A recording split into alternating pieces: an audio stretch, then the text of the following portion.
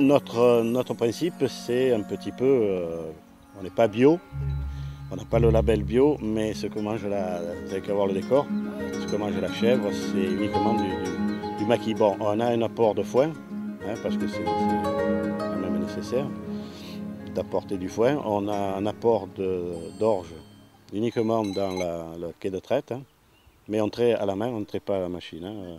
Pour le moment, je n'ai pas encore l'envie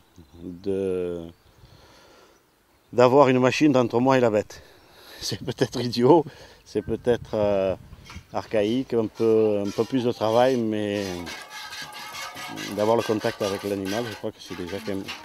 Oui, c'est un choix, mais en plus c'est quelque chose de... pour moi, hein, personnellement, c'est pas qui me tient à cœur en plus, mais disons, qui est en relation avec la bête. Hein. Elle le sait très bien lorsque vous allez prendre les mamelles,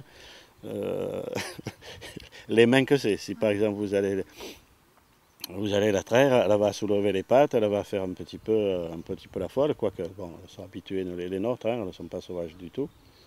Mais bon, voilà, donc il y a déjà ce rapport aussi bien humain avec la bête qui est fantastique et que je ne voudrais pas. Enfin, pour le moment, moi, je ne veux pas changer cette façon de traire. Hein. Après la traite, ben, on caille ce lait et on fait un caillage très lent. C'est-à-dire qu'on caille le matin vers les 8 h du matin, 8 h, 8 h 30. Et on commence à casser le fromage vers les 2-3 h de l'après-midi.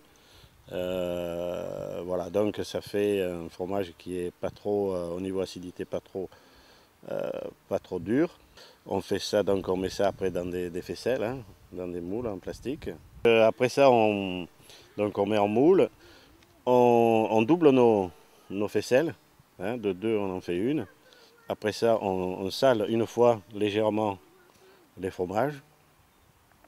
On les met dans une caisse en bois, on les met au carré, c'est-à-dire qu'on les met un derrière l'autre et on met une planche.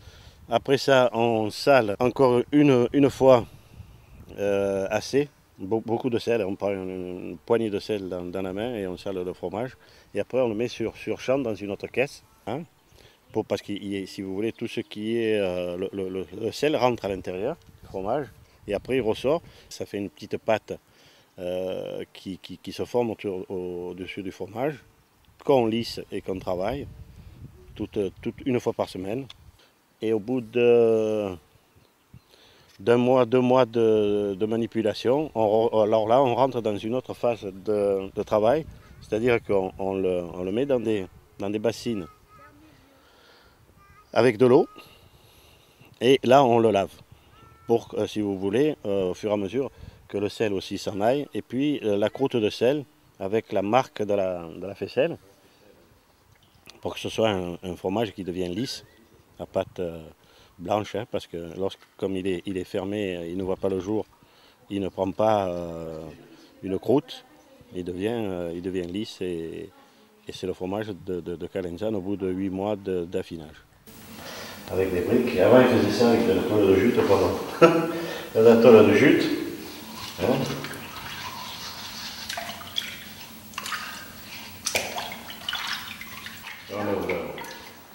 Au fur et à mesure, on lève cette croûte de sel et qui fait en même temps, tu lèves aussi les marques de la faisselle. Hein. C'est un fromage quand même qui au départ fait presque 800-900 grammes. Hein.